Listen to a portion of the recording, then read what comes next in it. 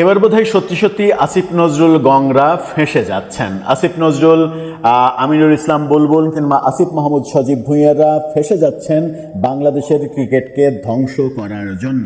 বর্তমান সরকারের ক্ষমতায় আসার পরে সব থেকে গ্রহণযোগ্য, সব থেকে উৎসাহজনক, সব থেকে আশাবাদী এবং সব থেকে কি বলবো যে প্রয়োজনীয় যে সিদ্ধান্তটা, সেই সিদ্ধান্তটা এই বর্তমান সরকারের একজন প্রতিমন্ত্রী নিয়েছেন। এর জন্য তাকে সাধুবাদ জানাতেই হয়। বর্তমান সরকারের ডাক সাইটে অনেক মন্ত্রী যে সাহসিকতা এখন পর্যন্ত দেখাতে পারেননি তার মন্ত্রণালয়কে কেন্দ্র করে, সেই সাহসিকতা দেখিয়েছেন ক্রীড়া মন্ত্রণালয়ের নতুন প্রতিমন্ত্রী আমিনুল হক। অসাধারণ সিদ্ধান্ত। আসিফ নজরুলদের কারসাজির কারণে কিভাবে বাংলাদেশ বিশ্বকাপ খেলতে পারেনি, বাংলাদেশ বিশ্বকাপ না খেলতে পারার কারণে ক্রিকেটের যে ভয়ানক ক্ষতি হয়েছে, সেই ব্যাপারে 3 সদস্যের একটা তদন্ত কমিটি করা হয়েছে। ফেঁসে যাচ্ছেন আসিফ নজরুল, জেলে যেতে হবে নাকি তার আগেই বিদেশে পালাবেন? চলুন একটু জেনে দেখি এই ভিডিওতে কি হতে চলেছে বাংলাদেশের ক্রিকেটকে নিয়ে। ফ্যাসিস্টের দোসর বলে সাকিব আল হাসানের সঙ্গে বহু তালবাহানা তো হয়েছে। মেটিকুলাস ডিজাইনে এই আসিফ নজরুল এবং ইউনুস গং এবং ওই আসিফ মাহমুদ সজীব ভুঁইয়া গং, তারা একটা মিথ্যা হত্যা মামলায় সাকিব আল হাসানকে ফাঁসিয়ে দিয়ে তাকে ক্রিকেট থেকে চিরদিনের মতো সরিয়ে দিয়েছে এবং তাদের এই মেটিকুলাস ডিজাইনে বাংলাদেশ দল ক্ষতিগ্রস্ত হয়েছে। আমরা দেখেছি যে মাশরাফিকে কিভাবে ক্রিকেটের আশেপাশে আসতে দেয়া হয়নি, অথচ বাংলাদেশের একজন মানুষও বলতে পারবে না যে মাশরাফির দ্বারা কোনো ধরনের কোনো ক্ষতিকর কাজ, অবৈধ কাজ করা সম্ভব। সাকিবের ব্যাপারে অভিযোগ আসতে পারে, সাকিবকে নিয়ে অনেকের অনেক অভিযোগ রয়েছে ব্যক্তি সাকিবকে নিয়ে, কিন্তু মাশরাফিকে নিয়ে তো সেই অভিযোগ ছিল না। কিন্তু সেই মাশরাফিকেও ক্রিকেট থেকে সরিয়ে দেওয়া হয়েছে মেটিকুলাস ডিজাইনে, তার নড়াইলের বাড়ি পুড়িয়ে দেওয়া হয়েছে, সেগুলোও আমরা দেখেছি।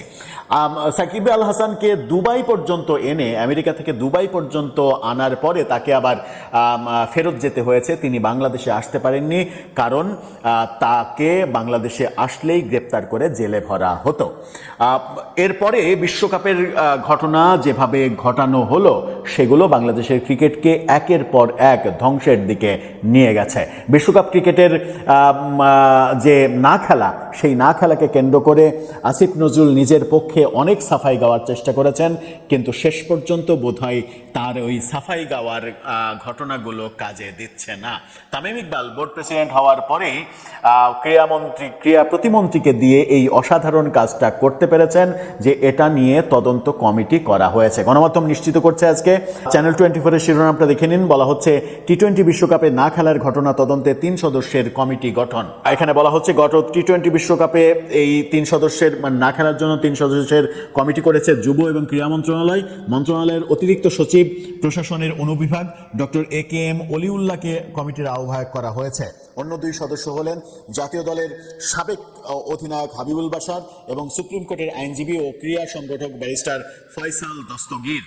যুব ক্রীড়া মন্ত্রণালয়ের সিনিয়র সহকারী সচিব অজঞ্জাই মার্মা স্বাক্ষরিত এক নোটিশে কমিটিকে 15 কার্যদিবসের মধ্যে প্রতিবেদন জমা দিতে বলা হয়েছে। তার মানে তামিম ইকবাল সভাপতি থাকাকালীনই এই কমিটির রিপোর্ট আমরা পাচ্ছি এবং সেই রিপোর্ট অনুযায়ী আমরা আশা করব যে আসিফ নজরুলকে গ্রেপ্তার যেন করা হয়, কারণ এটা প্রমাণ হওয়ার জন্য নতুন কোনো ওহী নাজিল হওয়ার দরকার নেই যে বাংলাদেশের বিশ্বকাপ ক্রিকেট না খেলতে দেওয়া এবং ক্রিকেটকে ধ্বংসের মূল পরিকল্পনা আসিফ নজরুলই সর্বশেষ প্রতিষ্ঠিত করেছেন এবং ক্রিকেট ধ্বংসের টোটাল যদি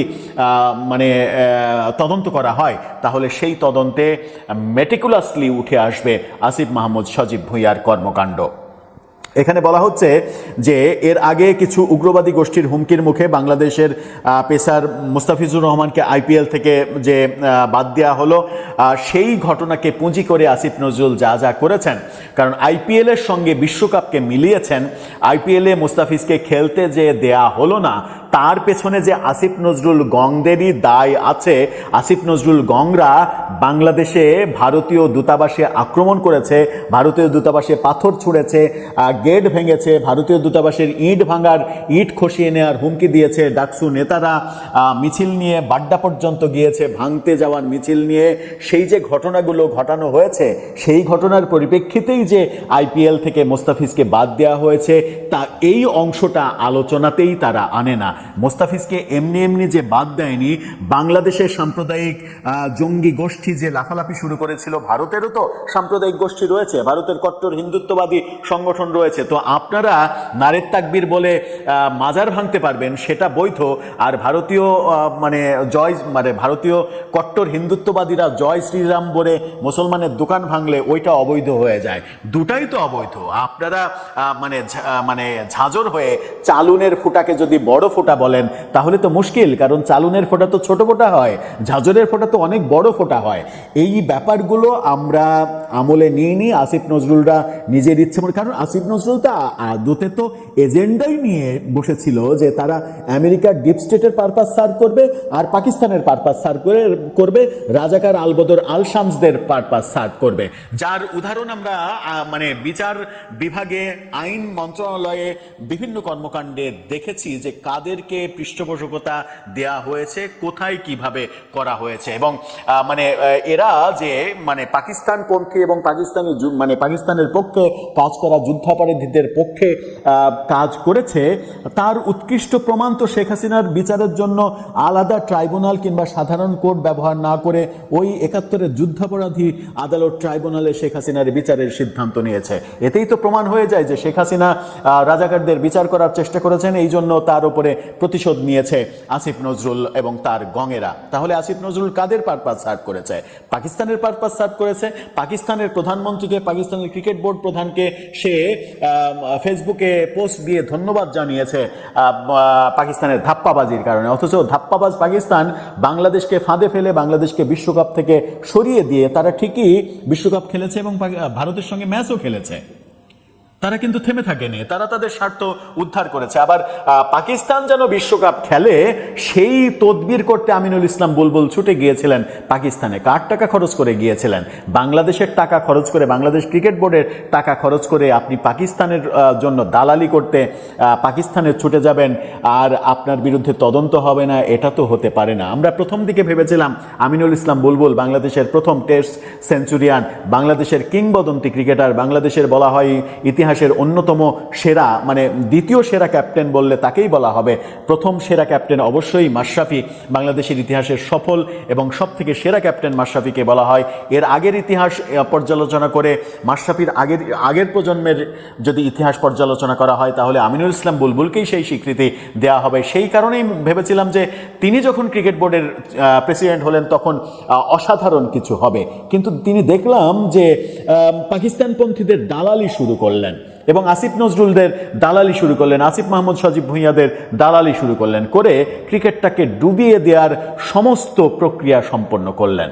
তদন্তে উঠে আসবে যা, আমরা আশা করি যে প্রকৃত চিত্রটা উঠে আসবে এবং এর দায় যাদের উপরে যাবে তাদেরকে গ্রেপ্তার করে আইনের আওতায় আনা হোক, এই দাবি আমাদেরও থাকলো। দর্শক, আপনার মতামত জানিয়ে লিখতে পারেন আমাদের কমেন্ট বক্সে।